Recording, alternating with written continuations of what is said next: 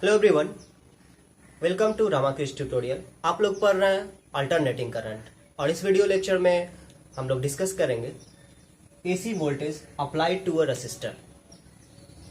Last video lecture में आप लोगों ने पढ़ा था इंट्रोडक्शन ऑफ अल्टरनेटिंग करंट और उस वीडियो में आप लोगों को बताया गया था कि हमारे घरों में जो अल्टरनेटिंग करंट सप्लाई किया जाता है और जो एसी वोल्टेज सप्लाई किया जाता है वो जो है साइन का फंक्शन होता है।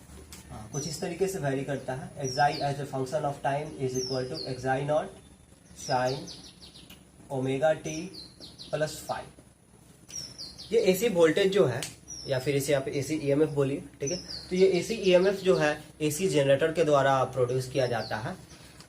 एक्साइटी जो है इंड्यूस्ड ईएमएफ का, एसी ईएमएफ का इंस्टेंटेनियस वैल्यू है, ओके। और एक्साई नॉट उसका पिक वैल्यू है या फिर एम्पलीट्यूड है ईएमएफ का। और omega T plus 5 time dependent phase कहा जाता है एसी वोल्टेज का, ये फेज है।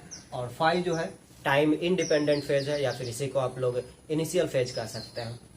यहाँ पर ओमेगा जो है, ओमेगा एंगुलर फ्रीक्वेंसी है जनरेटर के रोटेशन का। जनरेटर जो रोटेट कर रहा है उसका एंगुलर फ्रीक्वेंसी है omega.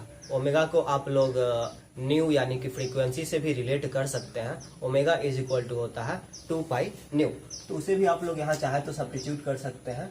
Omega is equal to 2 pi nu. और इंडिया में ये जो न्यू है, जो एसी जनरेटर की जो फ्रीक्वेंसी है इंडिया में, हमारे भारत में, वो है 50 हर्ट्ज, ओके। तो ये है आपका instantaneous EMF as a function of time, okay. उसका इक्वेशन आपको दिया गया। अब इस तरह के ईएमएफ को यदि हम लोग एक रेसिस्टिव सर्किट को अप्लाई करें, एक रेसिस्टर के अक्रॉस यदि इस तरह के वोल्टेज को अप्लाई किया जाए तो उसमें करंट कैसा होगा। जाहिर सी बात है करंट भी अल्टरनेटिंग ही होना चाहिए, यानी करंट का डायरेक्शन भी अल्टरनेटली चेंज होना चाहिए। इक्वल इंटरवल्स पर जो है करंट का डायरेक्शन भी चेंज होना चाहिए। लेकिन हमारे दिमाग में एक सवाल है, क्या करंट जो है वो भी साइन का फंक्शन होगा, क्या साइनसॉइडली वैरी करेगा अल्टरनेटिंग करंट।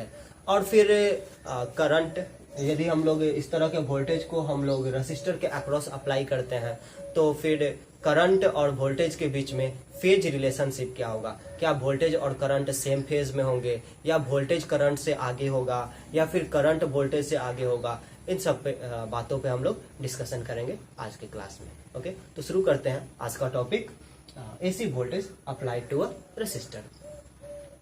सबसे पहले एक रेसिस्टर कंसीडर कीजिए।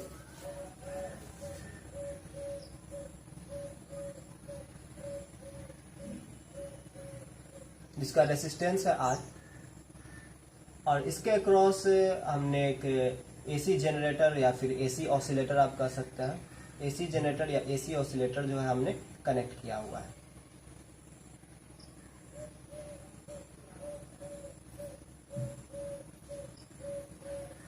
ये एसी जनरेटर का सिंबल है या फिर एसी ऑसिलेटर का सिंबल है।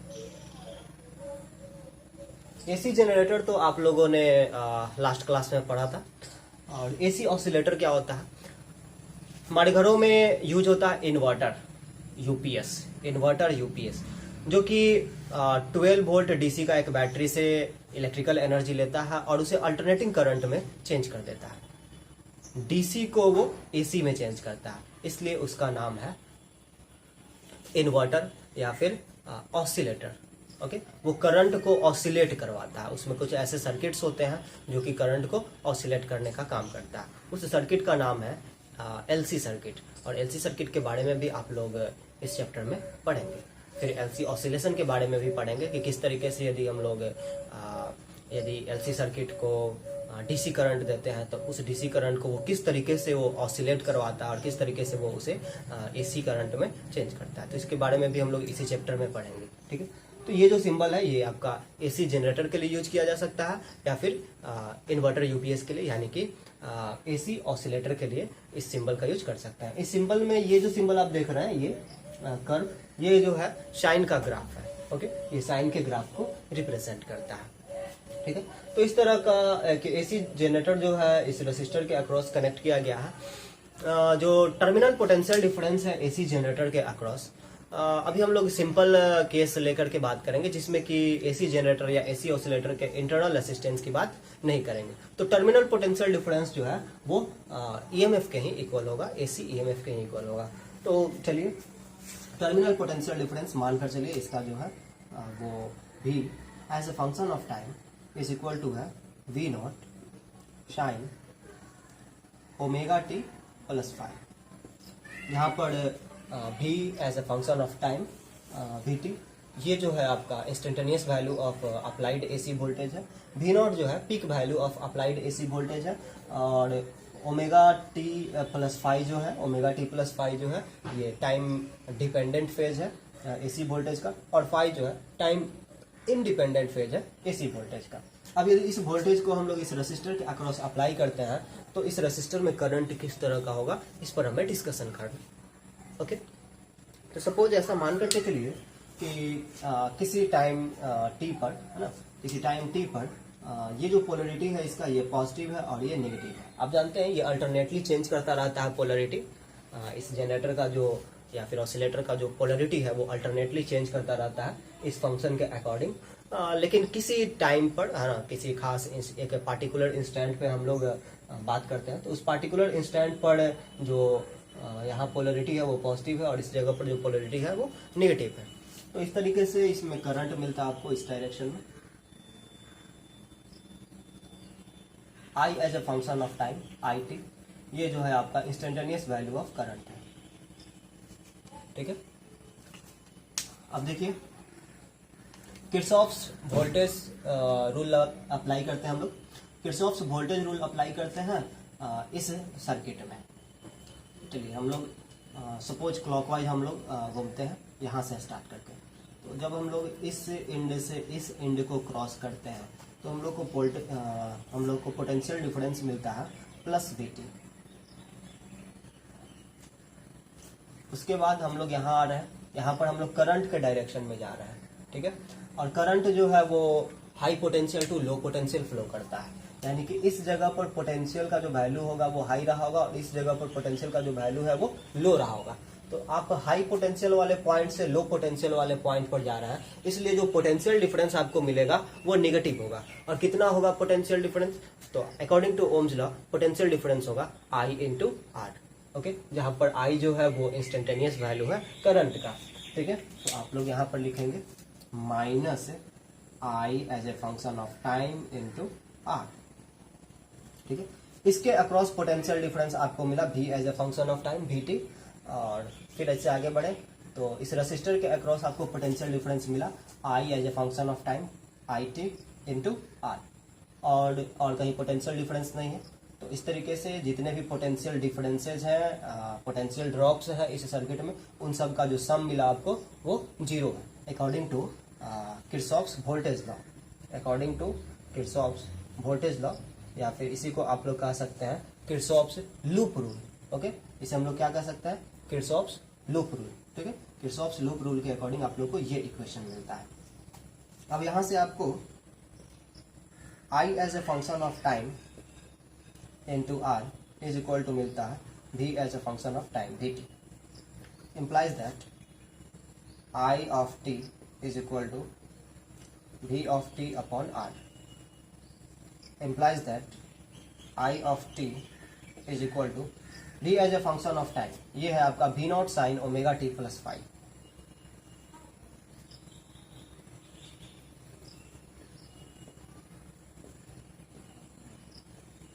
Upon R।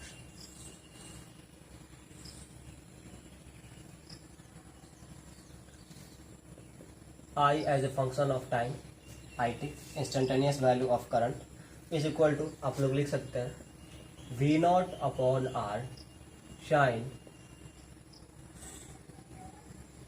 Omega T plus five.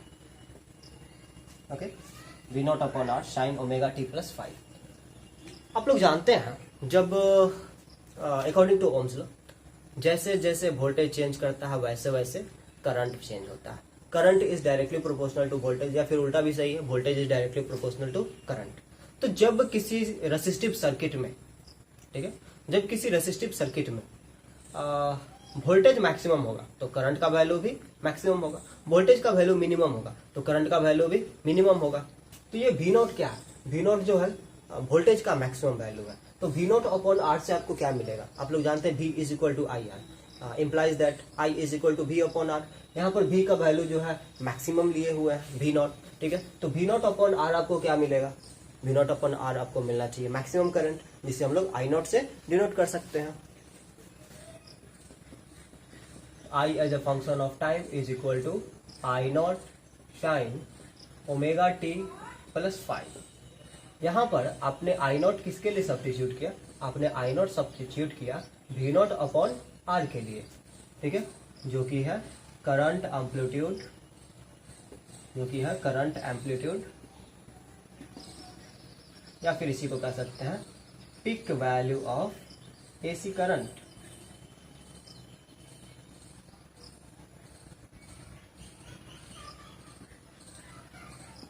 ठीक है, वी नॉट क्या था, वी नॉट था आपका peak value of AC voltage, और आई नॉट क्या है, I not is equal to V not upon R, जो कि है peak value of AC current. Okay, तो आपको क्या दिखा, I as a function of time is equal to I not sine omega T plus 5।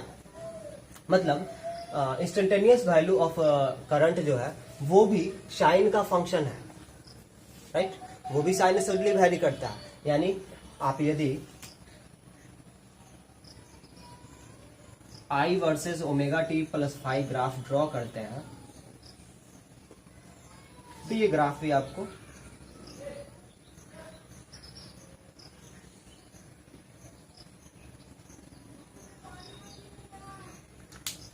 ऐसा मिलेगा।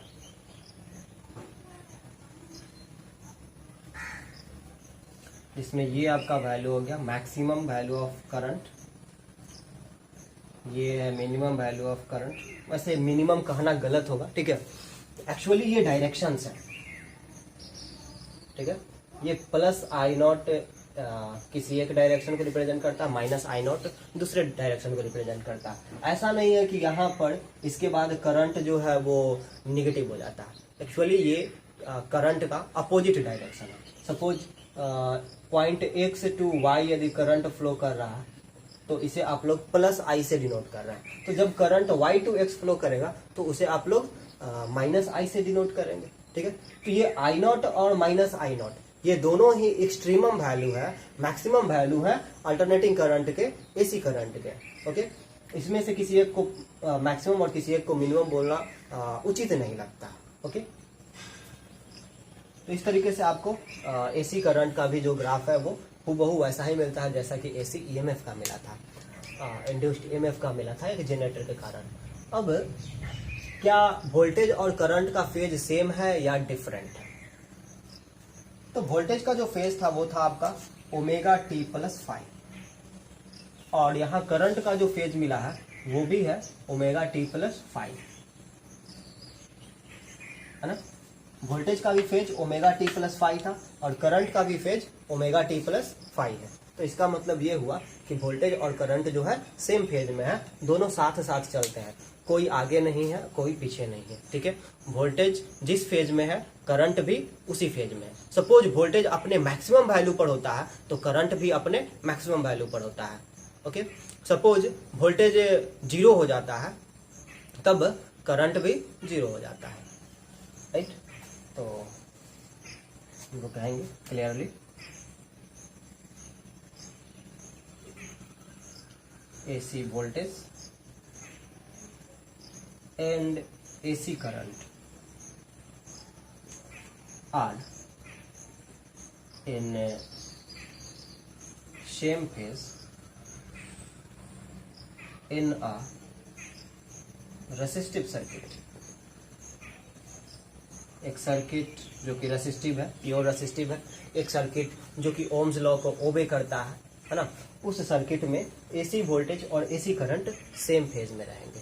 ओके, अब यदि एसी वोल्टेज और एसी करंट को आप लोग एक ही ग्राफ पर दिखाना चाहें तो दिखा सकते हैं।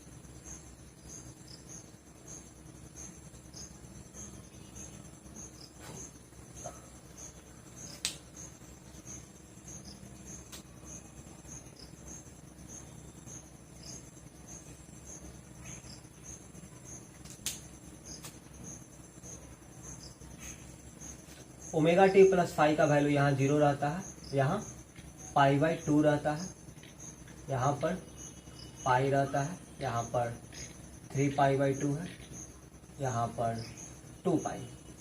ठीक है, वोल्टेज और करंट सेम फेज में है। यदि वोल्टेज का फेज है π/2 तो करंट का भी फेज है π/2। यदि वोल्टेज का फेज है पाई तो करंट का भी फेज है पाई।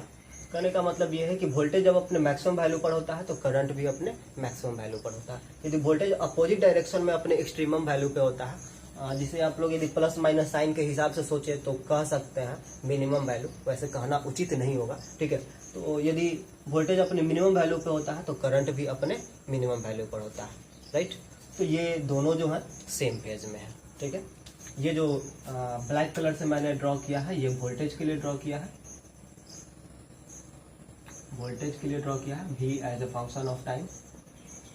और ब्लू कलर से जो ग्राफ मैंने ड्रॉ किया है ये मैंने करंट के लिए ड्रॉ किया है I as a function of time. Okay,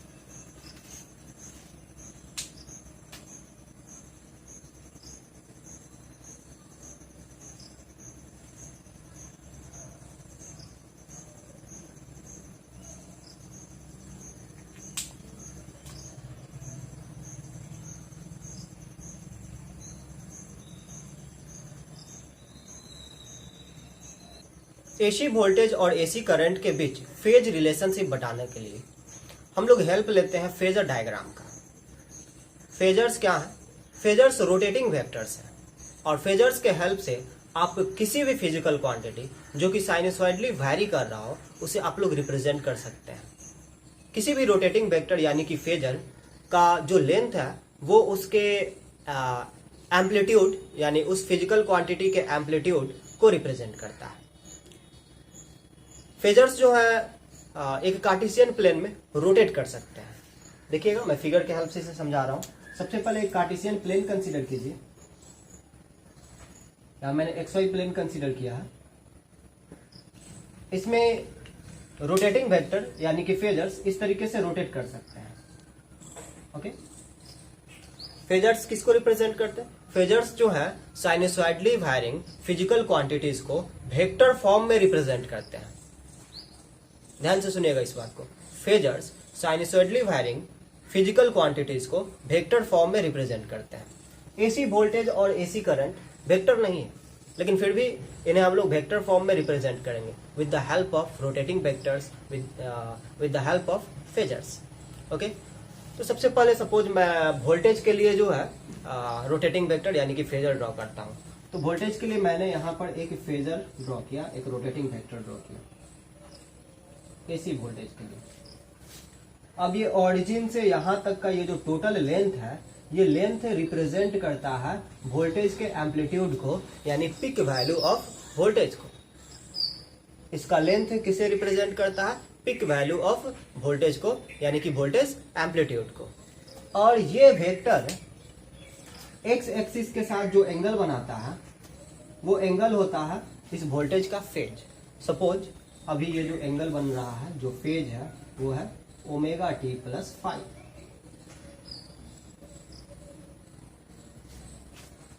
ठीक है, जिसमें से फाई जो है वो इनिशियल फेज या फिर टाइम इंडिपेंडेंट फेज है, और ओमेगा जो है इसके रोटेशन का एंगुलर स्पीड है, इसके रोटेशन का एंगुलर स्पीड है। ये फेजर यानी कि ये वोल्टेज वेक्टर रोटेट कर रहा है ओमेगा स्पीड से।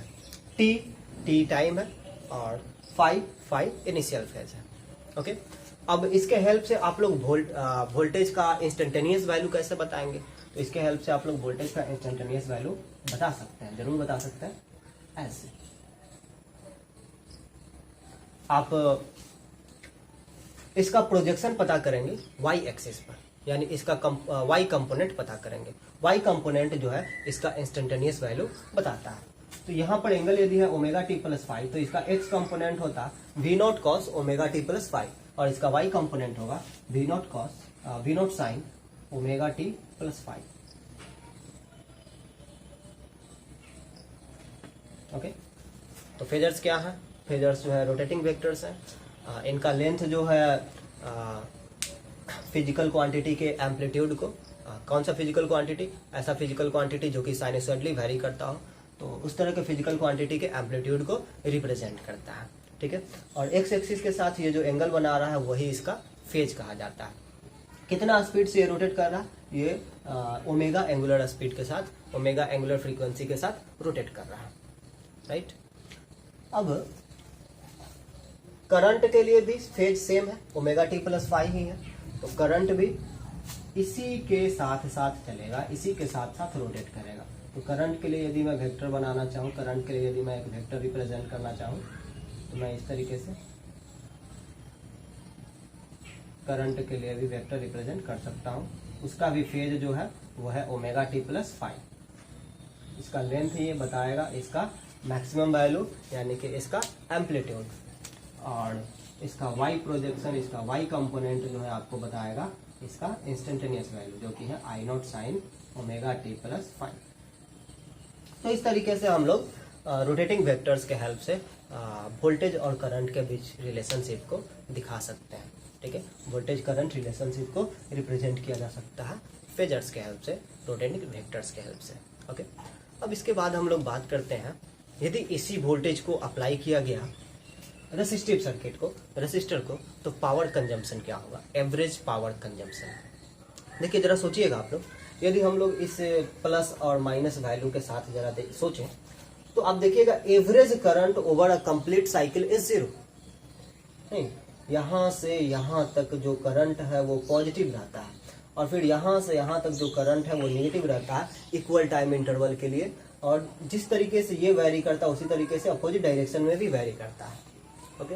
तो जो एवरेज वैल्यू है करंट का ओवर अ कंप्लीट साइकिल वो है जीरो। तो क्या हम कहेंगे, क्या सर्किट में, क्या रेसिस्टिव सर्किट में एसी वोल्टेज अप्लाई करने पे कोई करंट नहीं दौड़ रहा क्योंकि एवरेज करंट जीरो है? जवाब है नहीं। यदि कोई करंट नहीं दौड़ रहा होता तो पावर कंजम्पशन जीरो होना चाहिए था, लेकिन पावर कंजम्पशन है। जब हम लोग एसी करंट, एसी वोल्टेज भी अप्लाई करते हैं किसी रेसिस्टिव सर्किट को, तो पावर कंजम्पशन होता है, वो पावर यूज करता है, इलेक्ट्रिकल एनर्जी खपत होती है।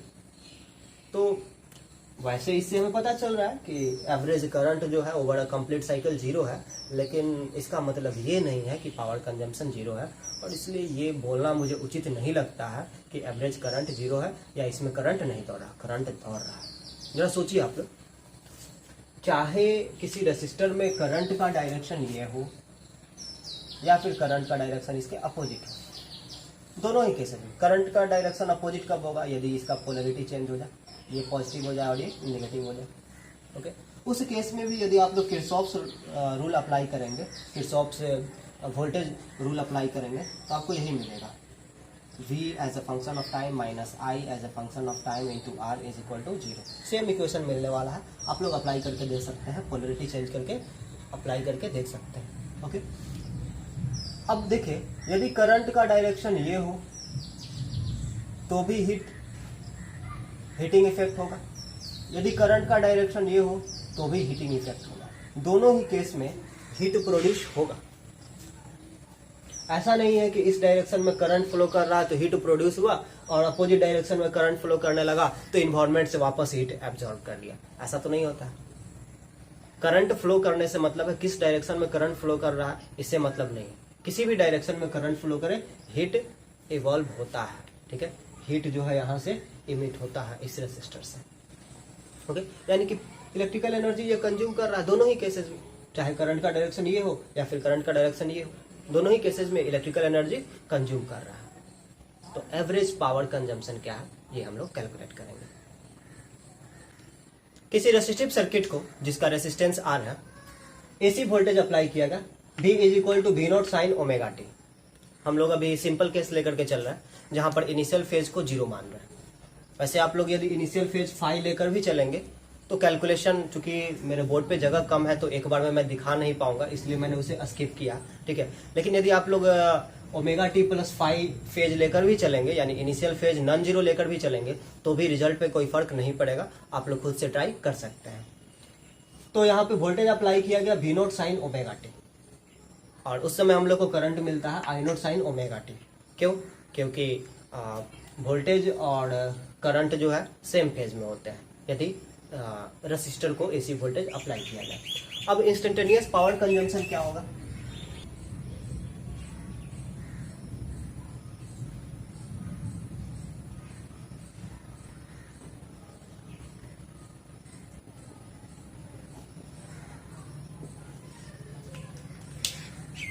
इंस्टेंटेनियस पावर को मैं P से डिनोट कर रहा हूं।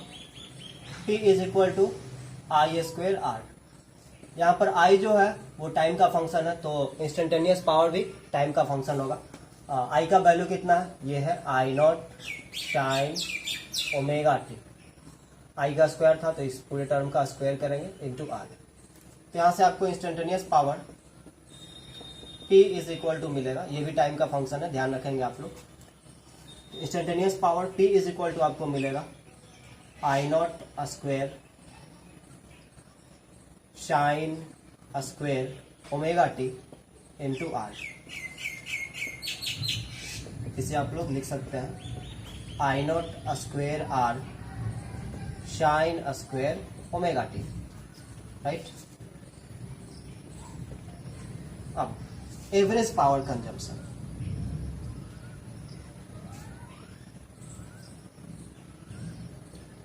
एवरेज पावर कंजम्पशन के लिए हम लोग क्या करें, हम लोग एक कंप्लीट साइकिल में कितना हीट प्रोड्यूस होता है वो कैलकुलेट करते हैं और एक कंप्लीट साइकिल में जो टाइम इंटरवल है उससे डिवाइड कर देते हैं। ओके, तो एवरेज पावर कंजम्पशन के लिए हम लोग ये इक्वेशन यूज करेंगे।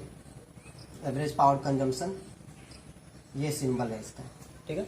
इस तरीके से आप रिप्रेजेंट कर सकते हैं या फिर इसके ऊपर बार देकर भी रिप्रेजेंट कर सकते हैं। Average power consumption is equal to होगा integral of P d t upon integral of d t. Time interval हम लोग कितना ले रहे हैं? 1 कंप्लीट साइकिल। तो 1 कंप्लीट साइकिल यानी 1 time period from 0 to capital T, from 0 to capital T, ठीक है। अब डी टी को यदि आप लोग 0 से कैपिटल टी इंटीग्रेट करेंगे तो आप लोगों को क्या मिलेगा? डी टी को यदि आप लोग 0 से कैपिटल टी इंटीग्रेट करेंगे तो आप लोगों को मिल जाएगा टी, ठीक है। तो यहाँ पर आपको ये मिल गया 1 अपॉन टी। और फिर ये रहा आपका integral of P d t from 0 to T. ये power, instantaneous power into time, instantaneous heat release आपको पता चलेगा। पावर में यदि आप लोग टाइम से मल्टीप्लाई करेंगे तो इंस्टेंटेनियस हीट रिलीज पता चलेगा और उसे आप लोग यदि over the complete 1 complete cycle integrate कर देंगे तो आपको net heat produced in 1 complete cycle पता चल जाएगा, राइट। और उसमें हमने उस टाइम इंटरवल से जो 1 कंप्लीट टाइम पीरियड के लिए जो टाइम इंटरवल है उसे हम लोग डिवाइड करते हैं तो आपको जो है एवरेज पावर कंजम्पशन पता चल जाएगा। कहने का मतलब total heat produced by total time, right. इससे आपको मिल जाएगा एवरेज हीट प्रोड्यूस्ड। अब ये P का वैल्यू है आई नॉट स्क्वायर आर, जिसमें से आई नॉट कॉन्स्टेंट है, रेसिस्टेंस कॉन्स्टेंट है, साइन स्क्वायर ओमेगा टी में टी वेरिएबल है इसलिए ये पूरा टर्म जो है वो वेरिएबल रहेगा। आई नॉट स्क्वायर आर जो है वो कांस्टेंट है तो आप लोग लिख सकते हैं average power consumption P is equal to P d t के लिए आप लोग क्या लिखेंगे? I not square R constant है, I not square R upon T integral of sine square omega t, sine square omega t with respect to t from 0 to capital T, right। यहाँ पे मैंने P का value put किया I not square R sine square omega t, जिसमें से I not square R constant था, जिसमें से I not square R constant था तो उसे जो है हमने इंटीग्रल के बाहर रखा हुआ है, ठीक है।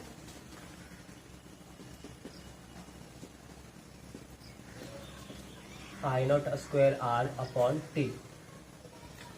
अब इसका इंटीग्रेशन करना है। साइन स्क्वायर ओमेगा टी को क्या लिखा जा सकता है? देखिए, यदि ये होता 2 साइन स्क्वायर ओमेगा टी, ठीक है, यदि ये होता 2 साइन स्क्वायर ओमेगा टी तो हम लोग इसे लिख सकते थे 1 minus cos 2 omega t, right. तो बनाते हैं 1/2 into 2 sine square omega t with respect to t from 0 to capital T.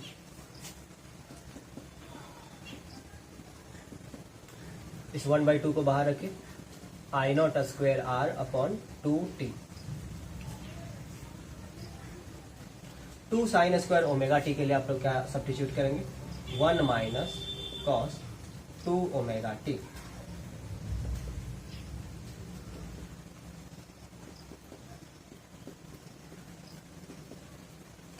अब इसे आप लोग सॉल्व कर सकते हैं।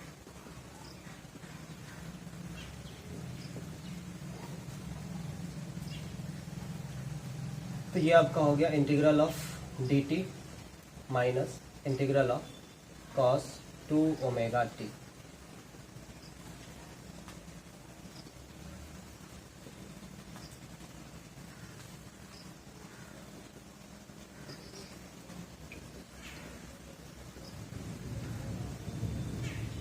इसका वैल्यू आपको मिलेगा टी माइनस, इसे आप लोग इंटीग्रेट करेंगे तो आपको मिलेगा sine 2 omega t upon 2 omega, जिसका लिमिट होगा from 0 to capital T. Okay,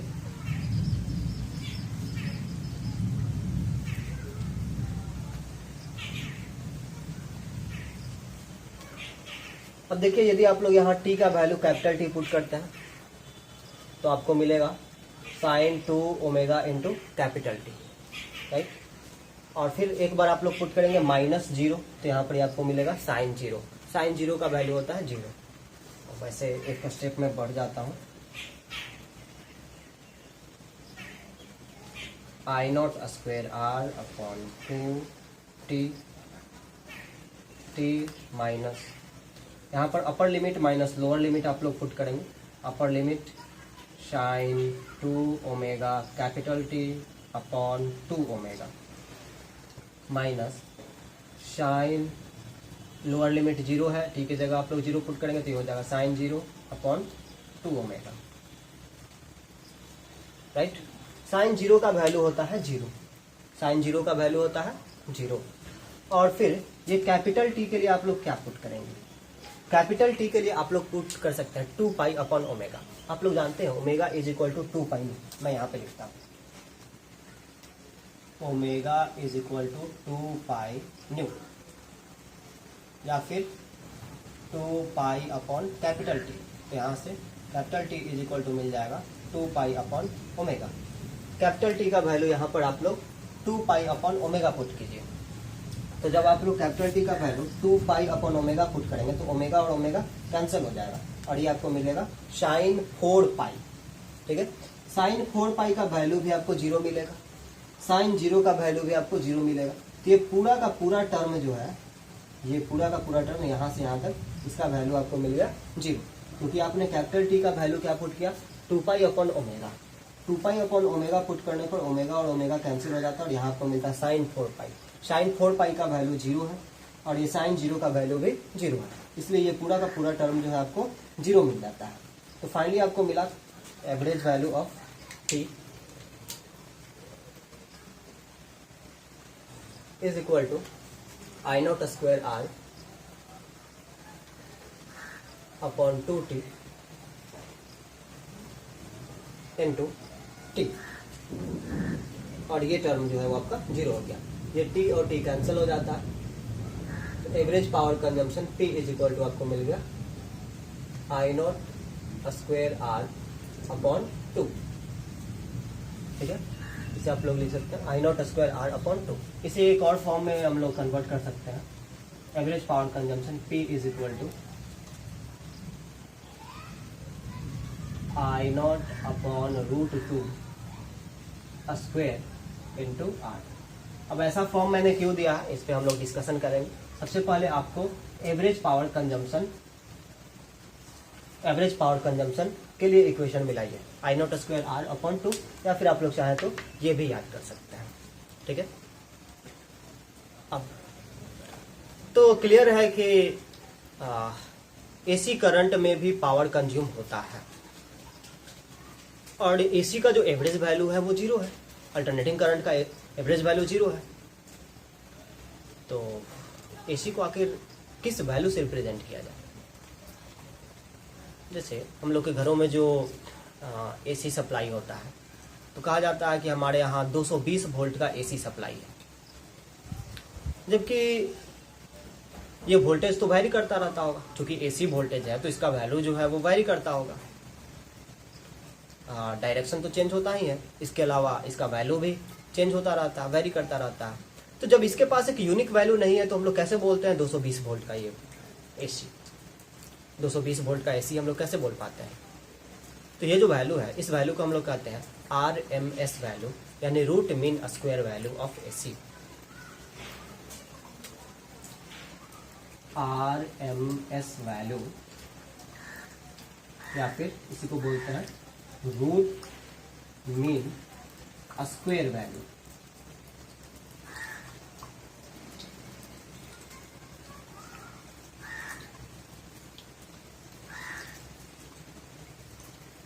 RMS value या root mean square value of AC क्या होता है, किस तरीके से इसको डिफाइन किया गया है? तो RMS वैल्यू जो है एसी के लिए जो डिफाइन है वो इस तरीके से है। एक सबसे पहले एक इक्विवेलेंट डीसी लीजिए आप लोग, जो कि उतना ही पावर कंज्यूम करता हो जितना कि ये एसी कंज्यूम करता है। उस इक्विवेलेंट डीसी को आप लोग कहेंगे RMS वैल्यू ऑफ एसी। ठीक है, तो सपोज ध्यान दीजिए, फिर से समझिएगा, यहाँ पर जो करंट है वो एसी करंट है और ये वेरिएबल है। इसे हम लोग एक यूनिक वैल्यू से रिप्रेजेंट नहीं कर सकते हैं, यानी हम नहीं कह सकते कि ये 5 एम्पियर का करंट है, नहीं कह सकते हैं कि ये 10 एम्पियर का करंट है, क्योंकि ये वैरी कर रहा है। वही डीसी को यानी डायरेक्ट करंट को हम लोग एक यूनिक वैल्यू से रिप्रेजेंट कर सकते हैं। हाँ, ये 1 एम्पियर का करंट है, ये 5 एम्पियर का करंट है, ये 10 एम्पियर का करंट है। इस तरीके से हम लोग वैल्यू से रिप्रेजेंट कर सकते हैं। तो हम लोग कंसिडर करेंगे एक डीसी, एक डायरेक्ट करंट जो उतना ही पावर कंज्यूम करता है जितना पावर ये एसी करता है। ये एसी जितना पावर कंज्यूम कर रहा है उतना ही पावर वो इक्विवेलेंट डीसी भी कंज्यूम करता है। तो उस वैल्यू को RMS वैल्यू कहा जाएगा। ठीक है, तो मान लीजिए उस वैल्यू को हम IRMS से रिप्रेजेंट करते हैं। ठीक है, उस वैल्यू को हम IRMS से रिप्रेजेंट करते हैं, तो वो कितना पावर कंज्यूम करता होगा?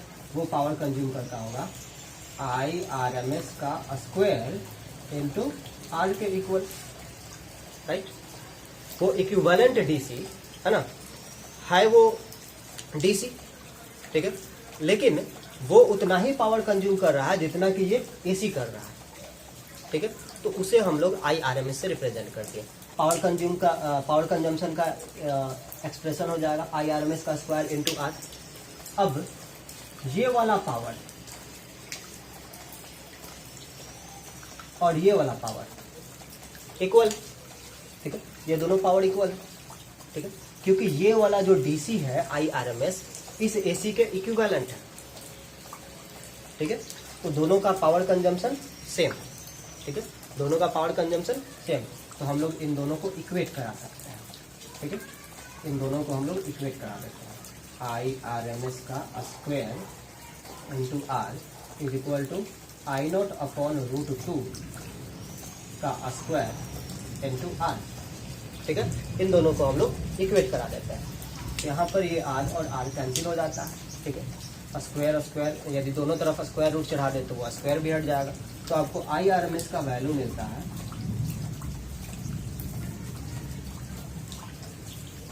I0 by root 2।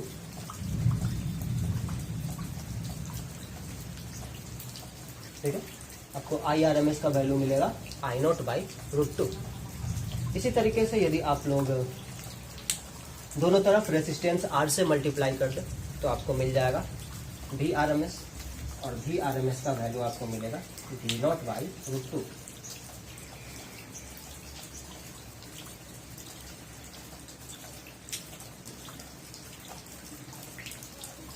ठीक है, तो यदि हम कहते हैं कि हमारे घर में सप्लाई है 220 वोल्ट एसी, तो वो एसी का जो पोटेंशियल डिफरेंस है हमेशा 220 वोल्ट नहीं रहता है।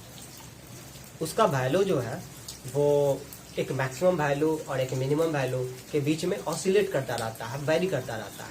ठीक है, उस मैक्सिमम वैल्यू में यदि हम लोग रूट 2 से डिवाइड कर देंगे तो हमें मिलता है 220 वोल्ट। ठीक है, यदि हम लोग कैलकुलेशन करेंगे तो हमारे घर में जो सप्लाई हो रहा है वो है 314 वोल्ट मैक्सिमम वैल्यू।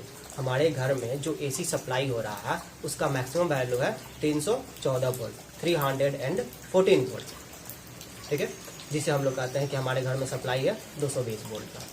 एक्चुअली हमारे घर में सप्लाई जो है वो एक एसी वोल्टेज का है जिसका वैल्यू प्लस 314 वोल्ट से माइनस 314 वोल्ट के बीच ऑसिलेट करता रहता है, ठीक है। लेकिन उस वोल्टेज, वो वोल्टेज उतना ही काम करता है, वो वोल्टेज उतना ही पावर कंज्यूम करता है या पावर प्रोड्यूस करता है जितना कि 220 वोल्ट डीसी करता है, ठीक है। 220 वोल्ट डीसी जितना पावर प्रोड्यूस करता उतना ही पावर ये 314 वोल्ट का पिक वैल्यू वाला एसी करता है, ठीक है। 314 वोल्ट क्या हुआ, उस एसी का पिक वैल्यू, ठीक है। अब यदि आपसे पूछा जाए कि एसी ज्यादा खतरनाक है या फिर डीसी ज्यादा खतरनाक है, सपोज आपको कहा जाए कि 220 वोल्ट डीसी और 220 वोल्ट एसी, इन दोनों में ज्यादा खतरनाक कौन है, तो जवाब होगा एसी, क्योंकि 220 वोल्ट डीसी का वोल्टेज हमेशा 220 वोल्ट है, लेकिन 220 वोल्ट एसी का वोल्टेज जो है 314 वोल्ट पॉजिटिव यानी प्लस 314 वोल्ट और माइनस 314 वोल्ट के बीच ऑसिलेट करता रहता है, ठीक है। कभी उसका वैल्यू 0 होता है, 0 से बढ़कर प्लस 314 वोल्ट होता है, फिर घटकर 0 होता है, फिर अपोजिट डायरेक्शन में अपोजिट पोलरिटी के साथ बढ़ता है यानी कि माइनस 314 वोल्ट होता है और फिर वापस 0 होता है। तो इस तरीके का जो है ऑसिलेशन उसमें चलता रहता है। तो क्लियर है कि उससे एसी से आपको झटका लगेगा 314 वोल्ट का, आपको शॉक लगेगा 314 वोल्ट का, लेकिन वो वर्क कितना का कर रहा है, वो वर्क कर रहा है मात्र 220 वोल्ट डीसी जितना वर्क करता उसके इक्वल, ओके। तो यहाँ पर VRMS जो कि 220 वोल्ट आया, ये equivalent work done, equivalent power के हेल्प से कैलकुलेट किया गया है। तो आई होप आप लोग को VRMS और IRMS भी क्लियर हो गया होगा, ओके। तो आज के क्लास में आप लोगों ने पढ़ा कि यदि हम लोग एसी वोल्टेज अप्लाई करें एक रजिस्टर को, तो वोल्टेज करंट रिलेशनशिप क्या होगा, वोल्टेज करंट के बीच फेज रिलेशनशिप क्या होगा, फिर एवरेज पावर कंजम्पशन क्या होगा, और उसके बाद आप लोगों ने पढ़ा RMS वैल्यू ऑफ एसी, ठीक है। RMS वैल्यू ऑफ एसी क्या होता है, किसी भी एसी के पिक वैल्यू में यदि आप √2 से डिवाइड कर देते हैं तो आपको मिलेगा उसका RMS वैल्यू, ठीक है। वोल्टेज के लिए भी ये इक्वेशन सही है और करंट के लिए भी ये इक्वेशन सही है। RMS वैल्यू के साथ आप एसी को भी हूबहू वैसा ही ट्रीट कर सकते हैं जैसे आप डीसी को करते हैं, ठीक है।